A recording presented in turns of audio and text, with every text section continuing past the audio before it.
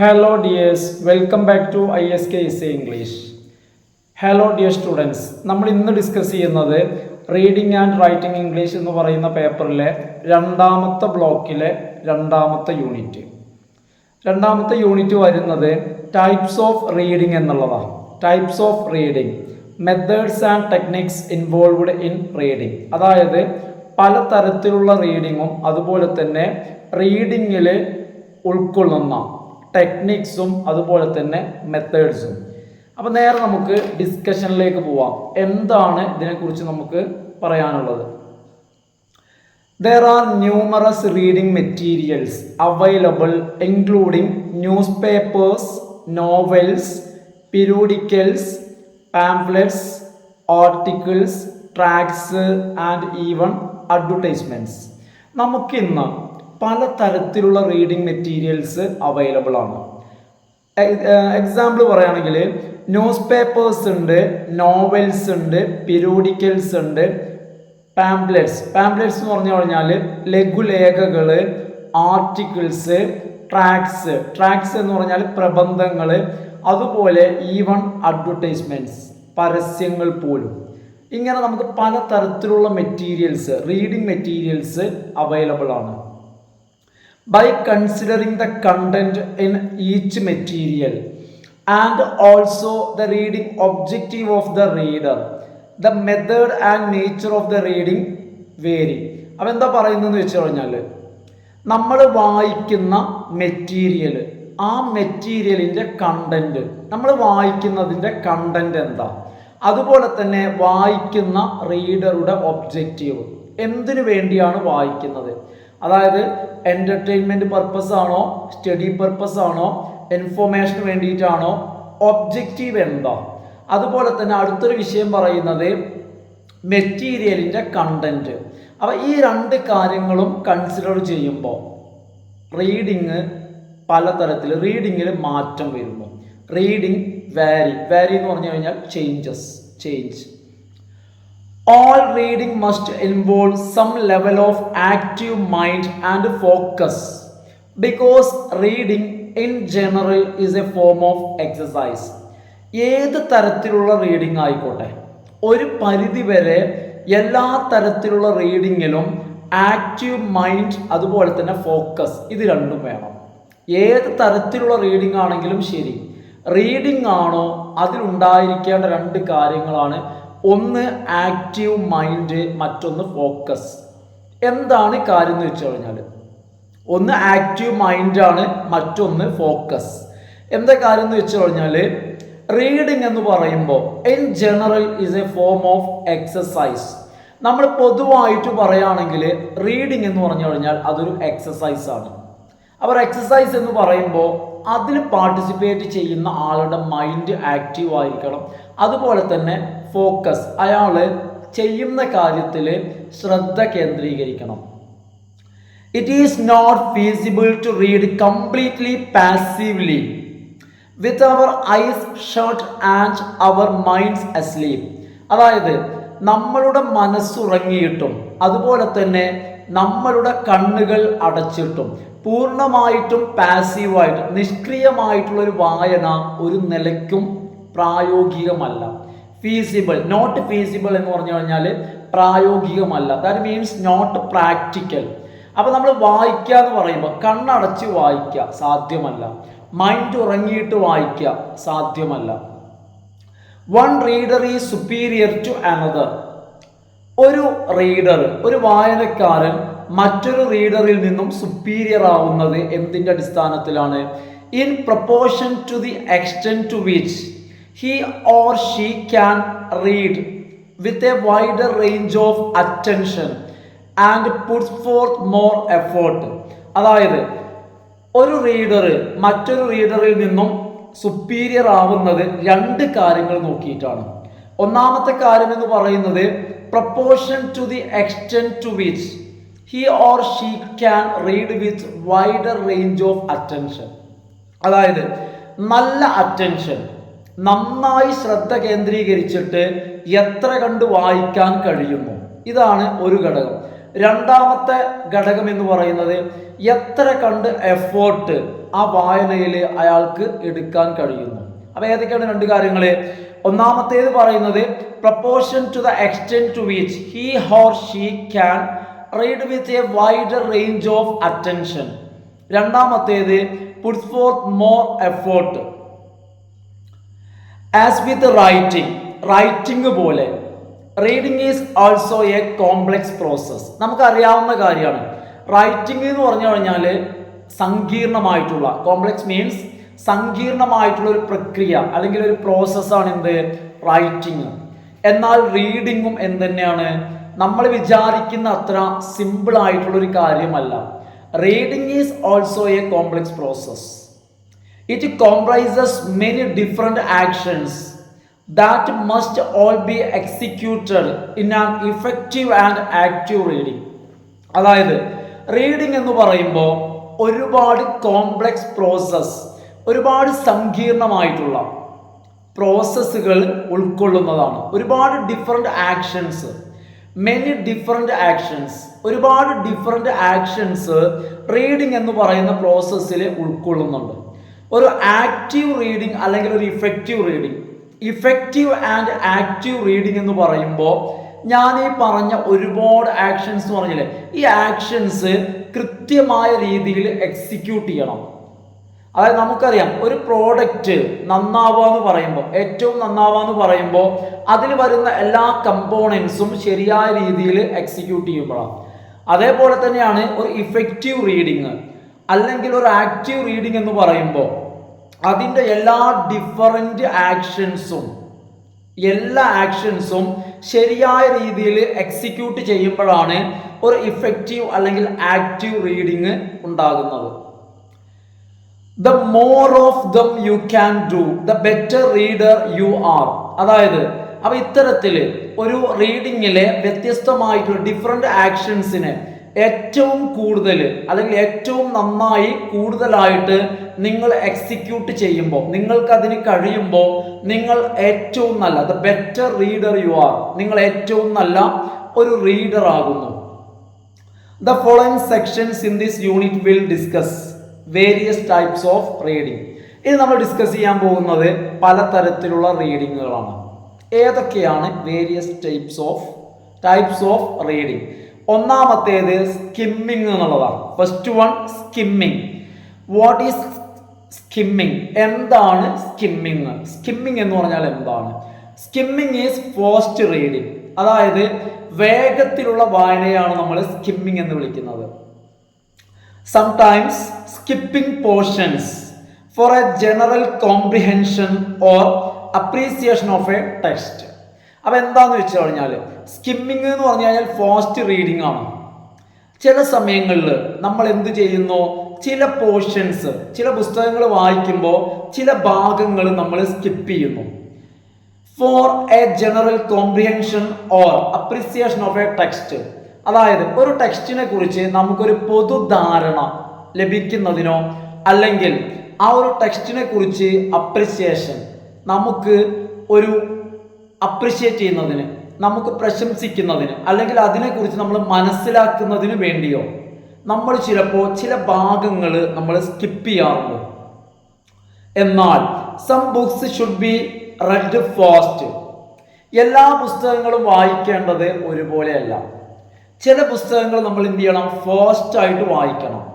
While others should be red. എന്നാൽ അതേ സമയം തന്നെ ചില പുസ്തകങ്ങൾ at a pace that allows for thorough comprehension.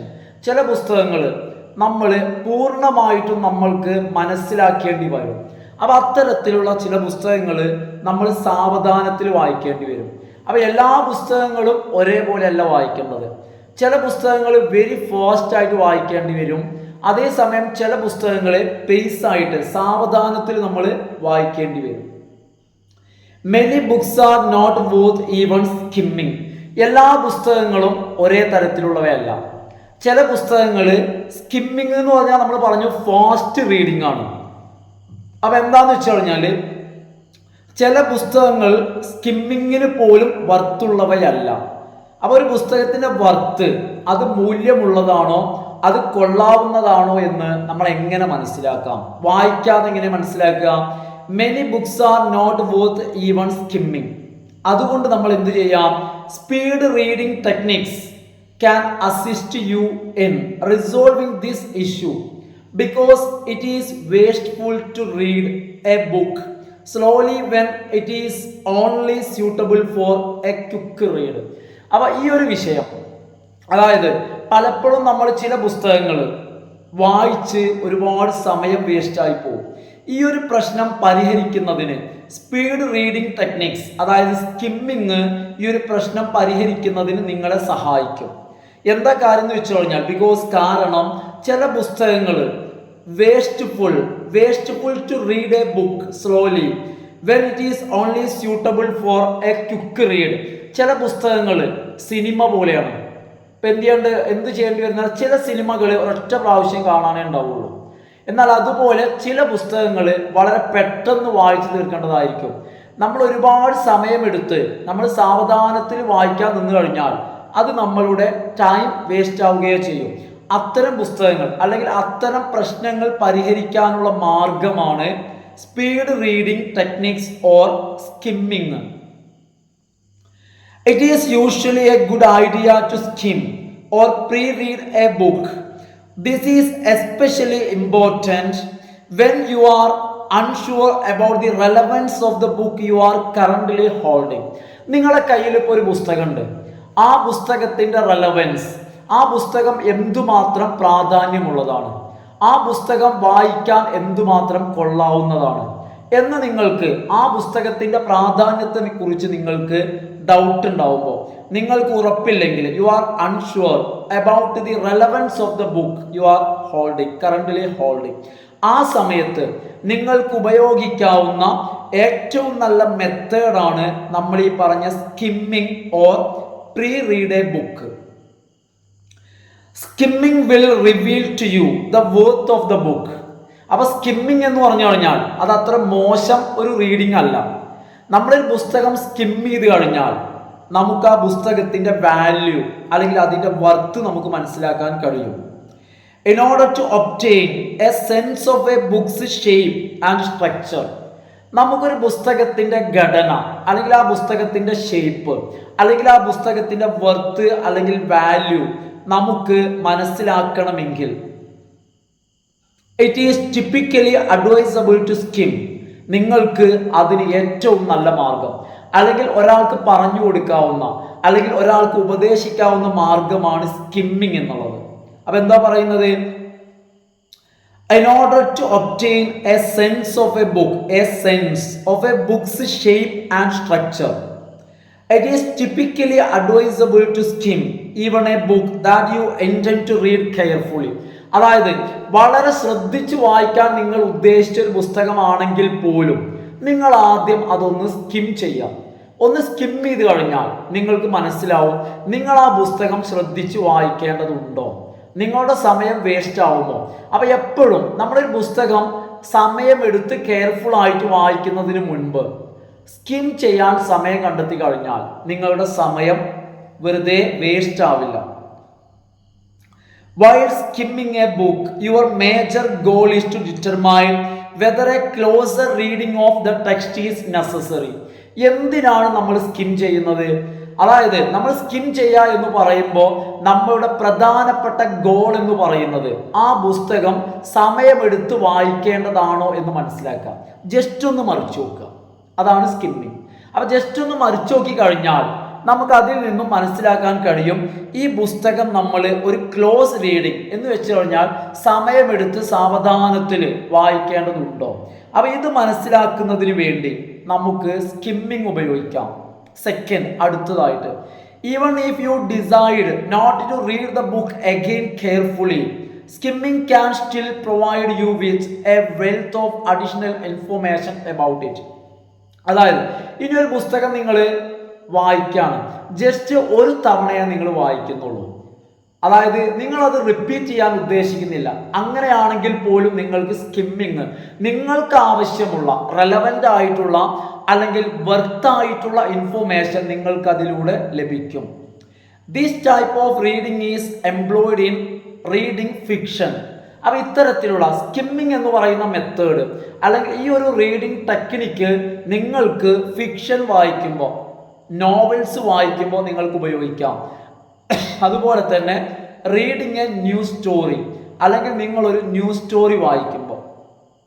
Here are some ideas to conduct a skim reading of a book. നിങ്ങൾ ഒരു book skim ചെയ്യുമ്പോൾ നിങ്ങൾ ചെയ്യേണ്ട കാര്യങ്ങൾ താഴെ പറയുന്നവയാണ്.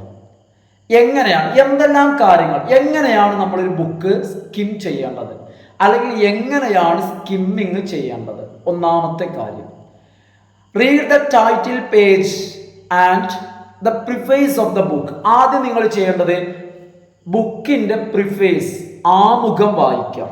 അതുപോലെ തന്നെ ടൈറ്റിൽ പേജുകൾ വായിക്കാം. ടൈറ്റിൽ പേജുകൾ, ഹെഡിങ്സ് വായിക്കാം. ടൈറ്റിൽ പേജുകളും അതുപോലെ തന്നെ പ്രിഫേസും വായിക്കാം. രണ്ടാമത്തേതായിട്ട് go through the table of contents to avail a general idea of books content.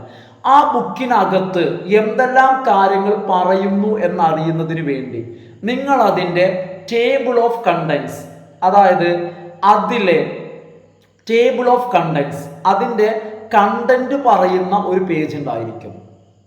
ആ ടേബിൾ ഓഫ് കണ്ടന്റ്സ്, അതായത് കണ്ടന്റ്സ് എന്ന ടൈറ്റിൽ തന്നെ ആയിരിക്കും അതിന് കൊടുത്തിട്ടുണ്ടായിരിക്കും. അത് നിങ്ങൾ വായിക്കുക. അതിനുശേഷം reading the index page will give you an outline of themes addressed. അതിനുശേഷം നിങ്ങൾ ഇൻഡെക്സ് വായിക്കാം. ഇൻഡെക്സ് വായിച്ചു കഴിഞ്ഞാൽ ആ പുസ്തകത്തിനകത്ത് ഡിസ്കസ് ചെയ്യുന്ന അല്ലെങ്കിൽ പ്രതിപാദിക്കുന്ന അതിൻ്റെ തീമിനെ കുറിച്ച് നിങ്ങൾക്കൊരു ഔട്ട്ലൈൻ കിട്ടും ഇൻഡെക്സ് വായിച്ചു കഴിഞ്ഞാൽ. The types of books and writers referenced. Reference ചെയ്യപ്പെടുന്ന പുസ്തകങ്ങളെക്കുറിച്ചും റൈറ്റേഴ്സിനെ കുറിച്ചും വായിക്കാം. Get a broad sense of structure of the book. അപ്പോൾ റഫറൻസ് ചെയ്യുന്ന പുസ്തകങ്ങളെക്കുറിച്ചും റീഡേഴ്സിനെ കുറിച്ചും വായിച്ചു കഴിഞ്ഞാൽ ആ പുസ്തകത്തിൻ്റെ സ്ട്രക്ചറിനെ കുറിച്ചും ഷെയ്പ്പിനെ കുറിച്ചും നിങ്ങൾക്കൊരു വിശാലമായ ധാരണ ലഭിക്കും. Now that you have a general but still somewhat hazy understanding of the books substance. ഇപ്പോൾ നിങ്ങൾ ഇത്രയും ചെയ്തു കഴിഞ്ഞാൽ ആ പുസ്തകത്തിൻ്റെ ഉള്ളടക്കത്തെക്കുറിച്ച് വ്യക്തത കുറഞ്ഞതാണെങ്കിലും നിങ്ങൾക്കൊരു ധാരണ ലഭിക്കും.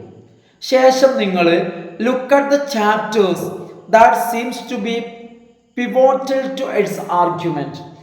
നമ്മൾ ആ പുസ്തകത്തെക്കുറിച്ച് സംസാരിക്കുകയാണെങ്കിൽ, അതിനെക്കുറിച്ച് ഡിസ്കസ് ചെയ്യുകയാണെങ്കിൽ, ആർഗ്യൂ ചെയ്യുകയാണെങ്കിൽ വളരെ പ്രധാനപ്പെട്ട കാര്യമായി വരുന്ന ആ പുസ്തകത്തിൻ്റെ ചാപ്റ്റേഴ്സ് നിങ്ങളൊന്ന് പരിശോധിക്കുക. ചാപ്റ്റേഴ്സ് പരിശോധിക്കുമ്പോൾ നിങ്ങൾ ആ ചാപ്റ്റേഴ്സ് മുഴുവനായും നോക്കണ്ട. If the introductory or concluding pages of these chapters have summary statements, read them carefully.